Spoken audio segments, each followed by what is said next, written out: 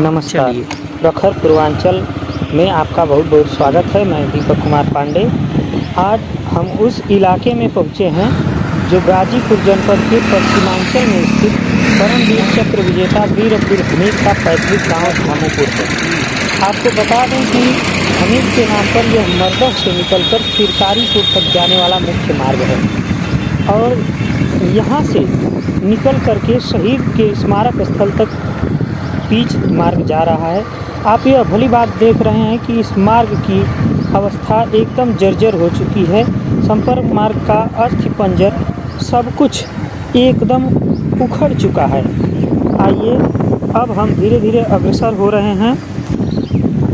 पहुंच चुके हैं शहीद वीर अब्दुल हमीद के इस पार्क में और आइए आपको यहाँ की कमियाँ और खूबियाँ दोनों दिखाने का प्रयास करते हैं।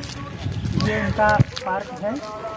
सबसे पहले हम आपको इनका यह स्मारक आपको दिखाने का प्रयास करेंगे। देखिए शहीद वीर अब्दुल हमीद का स्मारक है, जिन्होंने भारत पाकिस्तान का जो युद्ध हुआ 1965 में जो लड़ाई हुई उसमें उन्होंने वीरता का द्योतन करते हुए और वीर गति को प्राप्त हो गए।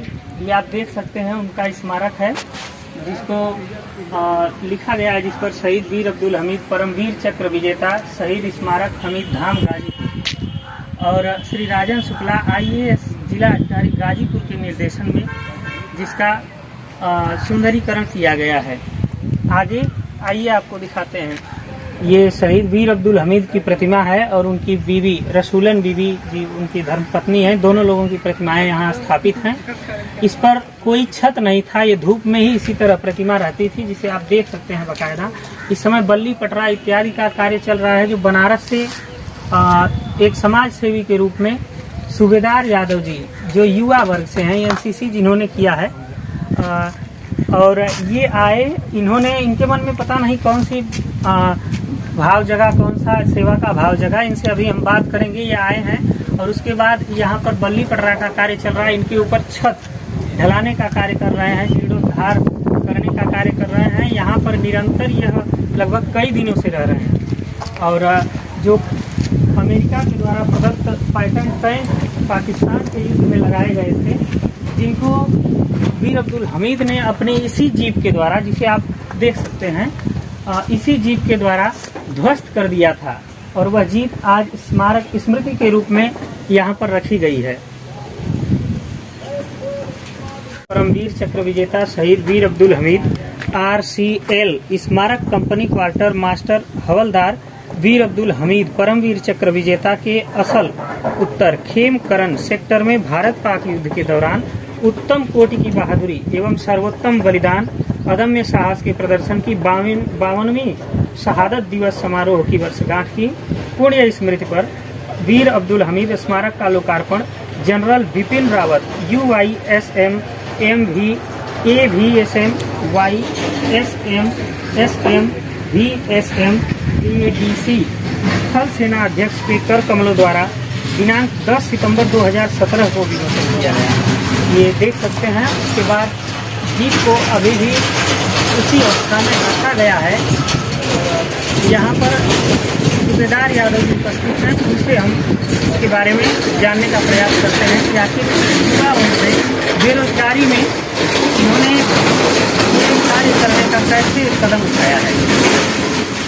कि हिम्मत हो किसी में तो दूरी कितनी भी हो, आदमी उस पर तत्पर हो जाता है तो करके दिखला देता है। कुछ ऐसा ही हुआ सूबेदार यादव जी के साथ, जो बनारस की धरती से चलकर गाजीपुर जिले के धामोपुर में आए हुए हैं और कई दिनों से शहीद की प्रतिमा वीर अब्दुल हमीद की प्रतिमा जो बिना छत के जाड़ा गर्मी और बरसात में उसी तरह से पड़ी रहती थी, उस पर उनके मन में विचार जगा कि छत क्यों न हो और उसी विचार को लेकर के आज यहाँ पर उपस्थित हैं। हम भी आए हुए हैं, इनसे जानते हैं कि इनके मन में यह भाव कैसे जगा। सबसे पहले स्वागत है आपका इस चैनल में। जी धन्यवाद सर जी, आपका लोग भी यहाँ पे जो आए हैं हम लोगों की आवाज़ बुलंद करने के लिए, इसका मैं आभार हूँ सर जी और आप लोगों को भी प्रणाम करता हूँ। जी बताएं कैसे यह भाव जगा आपके अंदर कि इनके ऊपर छत ढाली जाए और आप बनारस से चलकर आ गए। सर जी, देशभक्ति तो हमारे अंदर से पहले से ही है, लेकिन जब मैं एनसीसी कर रहा था प्रयागराज इलाहाबाद में, तो वहाँ से हम लोग इनकी जीवनी पढ़ाई जाती थी, इनके बारे में बताया जाता, जो इनकी वीरता थी उनके बारे में हम लोग को बताया जाता। तो वहीं से जब हमने पढ़ा जाना, तो देखने के लिए एक बार यहाँ पर आए गाजीपुर में कि चलें वहाँ इनके जन्मस्थली देखा जाए कि वहाँ पे कैसा है। आए यहाँ देखें तो मुझे यहाँ देखने पे काफ़ी दुख हुआ। तो दुख होने के बाद मुझे अंदर से इतना प्रेरणा हुई कि कुछ क्या कर सकते हैं, क्या है हम लोग कुछ ऐसा है कि जो हमारे आदर्श हैं, जो गुरु हैं, एनसीसी वालों को आर्मी वाले ही ट्रेनिंग देते हैं जी। इनके लिए कुछ करना चाहिए कि इनके प्रतिमा के ऊपर छत हो जाए। धूप में ऐसे रहते हैं, गंदा हो जाता है, कोई देखने वाला नहीं है। तो हम संकल्प लेकर चले गए सर जी बनारस। फिर वहाँ से प्रशासनिक अनुमति लेने के बाद फिर हम दोबारा यहाँ आए और अपने दोस्तों से बात की कि यहाँ पे क्या होना चाहिए। तो लोगों ने कहा आप चलते रहिए, हम लोग हैं। तो और मेरा प्रेरणा बढ़ गया सर। यहाँ आने के बाद आपको किन किन कठिनाइयों का सामना करना पड़ा? सर जी, यहाँ आने के बाद मुझे यहाँ रहने का सबसे बड़ी समस्या आई, खाने पीने की समस्या आई, और लोगों का जो रिस्पेक्ट था वो तो नहीं भरपूर मिल पाया। जो उम्मीद मैं लेकर आया था कि यहाँ पे चलिए लोग और उत्साहित होंगे और उत्साहित होंगे कि चलिए कोई तो आया है बनारस से, जो चल कर आया है गाजीपुर में, सब लोग साथ देंगे, तो साथ भी नहीं मिला। यहाँ रहने के लिए भी हम लोग परेशान हो गए, खाने पीने के भी परेशान हो गए। यहाँ रहते कहाँ हैं, सोते कहाँ हैं रात में? सर जी, उसी टीन के नीचे हम लोग सोते हैं। ये टीन है, आप देख सकते हैं। इस पर युवा सोने के लिए मजबूर हो जाते हैं और इसी पर अपनी रात बिताते हैं, चाहे धूप हो, चाहे गर्मी हो, चाहे बरसात हो। सोने की भी व्यवस्था नहीं हो पाती है। और बाकी शौचालय यहाँ तो दो दिखाई दे रहा है, कोई उसमें हम लोग का सामान है सर जी। अच्छा, हम ही लोग उसमें सोते हैं। ऐसा क्या कहा जाए, प्रेम में दीवानगी जब चढ़ती है तो लोग कहते हैं कि पागल हो चुका है, पता नहीं कहाँ से लड़का आया है। ये भी हमको परेशानी मिली यहाँ सुनने के बाद। अच्छा, जो युवा को सहना काफी कठिन हो जाता है, क्योंकि हम श्रद्धा भाव से आए हैं। जब ऐसे लोग कहते हैं तो हम लोग विचलित हो जाते हैं, लेकिन हमारे अंदर एक ऐसी एनर्जी बनी हुई है जो हम हिम्मत नहीं हार रहे हैं।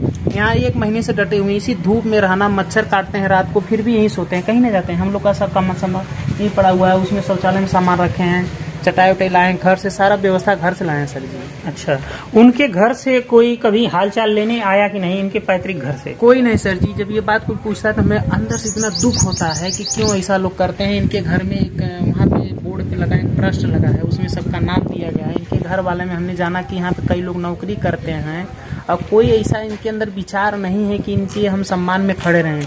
मैं यहाँ आया 1 महीने हो गया, लोगों से मिला, लेकिन कोई प्रयोजन नहीं दिए। हमको ये नहीं कहते हैं कि कोई बच्चे को, कम से कम हम लोग लड़कों को खाना तो खिलाते हैं, पानी। कितने लोग आप लोग यहाँ रहते हैं? हम लोग 3 लोग रहते हैं सर, क्योंकि खाने पीने रहने की दिक्कत है, और लोकल लड़कों से मिलाकर अपना काम धाम करते रहते हैं सर। हम ही लोग लेबराना करते हैं, एक मिस्त्री पकड़ लेते हैं। अच्छा, अपने खुद लेबराना? अपने खुद करते हैं। देखिए, देशभक्ति का भाव इस युवा के अंदर ऐसा जगह कि रोजगार ढूंढने के तलाश में, रोजगार ढूंढने की उम्र में, और एनसीसी किया हुआ राष्ट्रीय कैडेट कोर से जो बनारस से युवा यहाँ आ गया और जीर्णोद्धार करने के लिए कि ऐसा जिसने शौर्य का परिचय दिया है, ऐसे वीर अब्दुल हमीद की प्रतिमा के ऊपर छत होना चाहिए, और उसी के भाव में यहाँ आ गया। और यहाँ सेवा भाव में रहते हुए यह इस अल्बेस्टर के नीचे सोने को मजबूर है। ना ही कोई हाल चाल लेने आता है, ना ही इधर के लोग जो है मदद करना चाहते हैं। ये किसी तरह से अपने खाने की व्यवस्था करते हैं और इसी खुले मैदान में रहते हैं। और खुद बता रहे हैं कि मैं खुद जो है लेबराना करता हूं और एक मिस्त्री को पकड़ा हूं जो ये बनाते हैं। लाइट वेट की यहाँ व्यवस्था कैसे? लाइट की व्यवस्था नहीं है सर। लाइट की नहीं, लाइट की व्यवस्था नहीं है। ये जो पार्क में लाइट लगी हुई है, खंभे लगे हुए हैं, ये केवल नाम मात्र है? खम्भे सर वैसे बस केवल नाम मात्र है, सभी खम्भे गड़े हैं, नाम मात्र हैं। वो लाइट गेट भी लगा, ये भी लगा, कोई जलता नहीं है। हम लोग अंधेरे में रहते हैं। यहाँ पे काफी दिक्कतें होती है सर जी। हम लोग को तो सब लोग कहते हैं कि ये लोग पागल हो चुके हैं, पगला कर यहाँ पड़े हैं 1 महीने से, इसलिए और कोई नहीं पूछता है। लेकिन हमारे अंदर इसी दीवानगी है कि हम कुछ करके जाएंगे। आपसे वादा भी करते हैं सर जी कि बरसात में हम लोग पेड़ पौधा लगाएंगे, फूल लगाएंगे, यहाँ पे घास जमाएंगे, जो मिट्टी दिख रही इतना सजाएंगे इनके लिए कि ये तो हम लोगों के लिए करके अमर हो चुके हैं। बिल्कुल। लेकिन हमारा भी कुछ कर्तव्य बढ़ता है कि इनके हम लोग कुछ कर सकें। हमारा तो सर हम दुख झेलते हैं, हमारा सोचते हैं कि हमारा सौभाग्य है कि इनके नाम पे थोड़ी सा हम दुख तो उठाएं, थोड़ी सा धूप में चलें, थोड़ी सा बरसात झेलें, थोड़ी सा ठंड झेलें, बगैर खाए 2 दिन तो रहें। हमारे देश के जो जवान हैं, सैनिक हैं, वो 1 सप्ताह नहीं खाते हैं, नहीं नहाते हैं, हम 2 दिन तक तो रह सकते हैं, क्योंकि हम भी अपने आप को तब उसमें ढालेंगे सर जी। इनके सम्मान में इसे हम करते हैं और लोगों को चाहता हूँ कि ऐसा करें, लेकिन यहाँ आने के बाद थोड़ी सा परेशानी होती है। आर्थिक सहयोग आपको कहाँ से मिल रहा है? सर जी, आर्थिक सहयोग जो हमारे साथ लड़के पढ़े थे, जो एनसीसी इलाहाबाद में किए थे, अच्छा। कुछ लोग नौकरी करते हैं, कुछ लोग प्राइवेट सरकारी नौकरी करते हैं, कुछ लोग प्राइवेट नौकरी करते हैं, तो वो लोग हमारा सहयोग कर रहे हैं। मैंने अपना इसमें 50,000 रुपये लगाया हूँ, वो लोग 50,000 रुपये भी दिए हैं, वहीं से हम लोग का काम चल रहा है। लोकल भी ज़्यादा हम लोग को सहयोग नहीं मिल पा रहा है, जिसमें से सर यहाँ पे इनके नाम से वोट लेकर जीते, विधायक बने, सांसद बने, लेकिन कोई अभी प्रयोजन नहीं मिला भी था विधायक जी से 2 बार मिला, लेकिन कोई प्रयोजन नहीं मिला। आश्वासन देते हैं, वहीं तो हमको तकलीफ हुआ कि जो इनके नाम का कईयों बार वोट लेकर जीत जाते हैं, भूल जाते हैं, तो कैसे हम माने। तो अपने दोस्तों से फिर बताया कि ये हाल है यहाँ पे हम लोगों, तो कहें ठीक आप चलते रहिए, हम लोग हमेशा खड़ा रहेंगे। तो वहीं से सहयोग मिल रहा है सर जी। अच्छा, आपके मित्र लोग सहयोग केवल करते हैं? मित्र ही लोग सर। एक हमारे साथ वरिष्ठ पत्रकार आप श्री गौरी शंकर पांडे जी जुड़ चुके हैं और आपका स्वागत है हमारे चैनल में। बहुत बहुत स्वागत है। सूबेदार यादव जी एक युवा जो बनारस की धरती से चलकर यहाँ आए हैं और ये जीर्णोद्धार कर रहे हैं, यहाँ पर छत ढलवाने का कार्य कर रहे हैं, आप क्या कहना चाहेंगे उनको?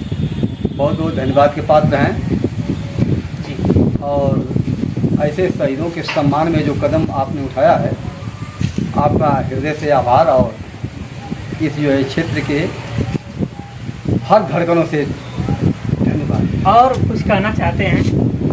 हम शहीद के सम्मान में बस चंद पंक्तियाँ ही निवेदित करना चाहूँगा। जी, स्वागत है। इस शहीदों की करनी जमाने में है, जो शीश बल भी यदि ऊपर चढ़ाते गए, ऐसे देश की आवाज़ों को और शहीदों को हृदय से नमन, और एक नहीं हजारों बार नमन, प्रणाम।